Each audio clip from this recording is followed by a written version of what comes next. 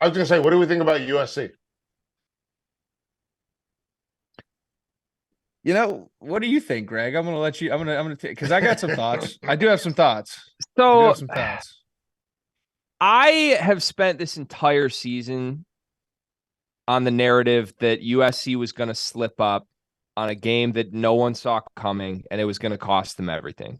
Mm-hmm. And I think, I mean, you could say that was their one loss this season, right? Like you could point at the Utah game and be like, that was the slip up. Just everybody else also slipped up even more. That now it didn't matter. And I'm really impressed with what they've done. I thought Notre Dame might get them last week, to be honest with you, going in. And part of that was just me talking myself into my disbelief in USC still. I just have so many concerns on the defensive side of the football. I think that when you give up as many big plays and just big drives as they do, you're begging worse teams to hang in a game. And if you do that week after week after week, it bites you. And maybe Caleb Williams is just that good that it doesn't matter. I thought their defense was better against Notre Dame this week than it has been in past weeks that I've seen. I don't know if that's here to stay, but at this point, I'm not going to keep picking against them. Like I think they should get Utah in a revenge spot with everything on the line. Give me the guy that has Caleb, or the team that has Caleb Williams that needs it, right? Like that's sort of. But I don't feel confident saying that, right? Is that crazy? Because I've swung both spectrums. It's just like I got to throw my vote somewhere. Let's go USC. What do you think, Hack? Well, I think you're bringing up a really good point, because something that George has said, and I agree with. I mean, SC is playing with house money right now. Like, I don't really think whether they win, lose, get in the playoff, whatever, like this year's kind of a step in the right direction for them, right? Back on the national stage, back.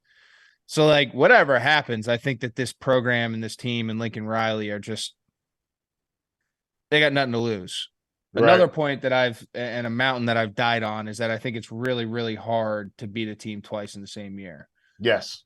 And SC's coming into this with Utah. I mean, you know, to your point, Felder, like, Utah is a very dangerous team. I think they're a lesser version, and it all depends on what version of Cam Rising shows up, which he's been very, very consistent, but he has showed a few chinks in that armor as of late. And if he shows up, it's going to be a dogfight. And he's just what he is: steady Eddie, drives the ship, makes some plays. Well, we also saw Kincaid get hurt too.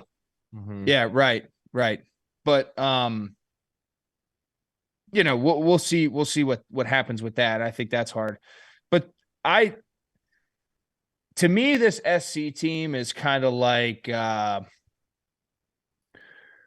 super flashy, small, but like stretch the court type lineup in basketball. Like you're gonna see a lot of run and gun with these guys. If the three balls falling, like, you know, they can make it, pour it on you. They're Golden State Warriors. Yeah. Am I wrong? Am I wrong? Because Caleb Williams is Steph Curry. Jordan Addison is Clay. And then the problem is they don't have a Draymond. Yeah. No, I mean, they're just, to me, they're very flashy. They're very sexy. If you fall in love with them, they could break your freaking heart in a heartbeat, and they could also, you know, steal your shit and make you drop to one knee and marry it. So I figured out. No, they're not the Golden State Warriors. You know what they are? Because the Golden State Warriors got 4 titles in the last 6 years. You know what they are? They're OKC. Oh, yeah, KD Russ era. Yeah. KD, Russ, Harden, the whole that's what they are. That's what this team is. And we'll see if they can get to the mountaintop. Correct. They're right there. They make you want to say yes, but there's just always something at this point that just doesn't quite make you want to commit.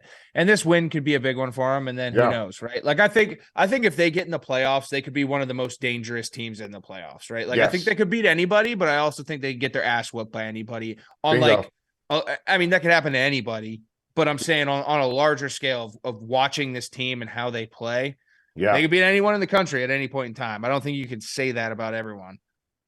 And they can also get their ass beat by everybody in the country at the same time. So I think that's going to be a fun thing to watch with them. I agree. Greg, I'm not trying to hijack the show, but how do we feel about TCU? Because I think that they also can beat anyone. So I was going to flip this and ask you this, Felder. If you are Georgia, would you rather play USC or TCU? I'd rather play USC. Really? Yeah. What, am I crazy? I don't know, man. I'd rather keep fucking Caleb Williams on the bench, dude. Like, I mean, and that's not to disrespect Max Duggan, because I think TCU definitely has some weapons, and Max has played great. But TCU's track record this year, I know they're hot, but the way they've won some games, like if I'm Georgia, I want to play TCU and get it over with. And see, the thing for me with TCU is this is a team that knows that no one respects them.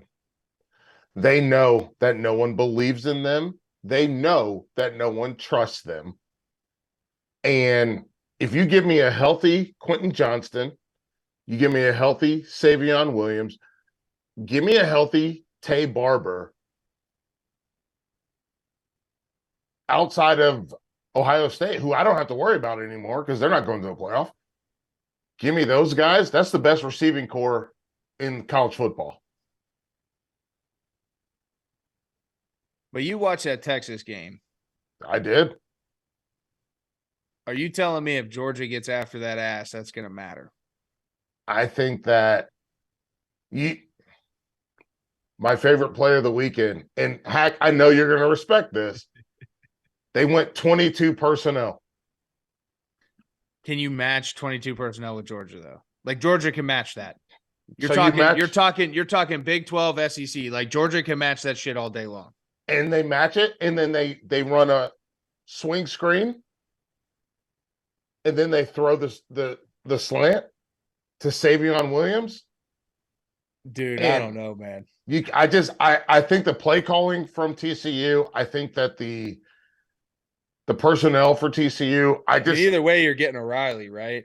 Yeah. That's either way, you're getting O'Reilly. Yeah, I'd rather take little Riley than big Riley at this point in time. Yeah, no, that's just my opinion. I'm not knocking you, Felder. I respect you. I respect your game. I think we're both looking at it the same way, and we're both looking at it because also TCU does actually play defense. Yeah.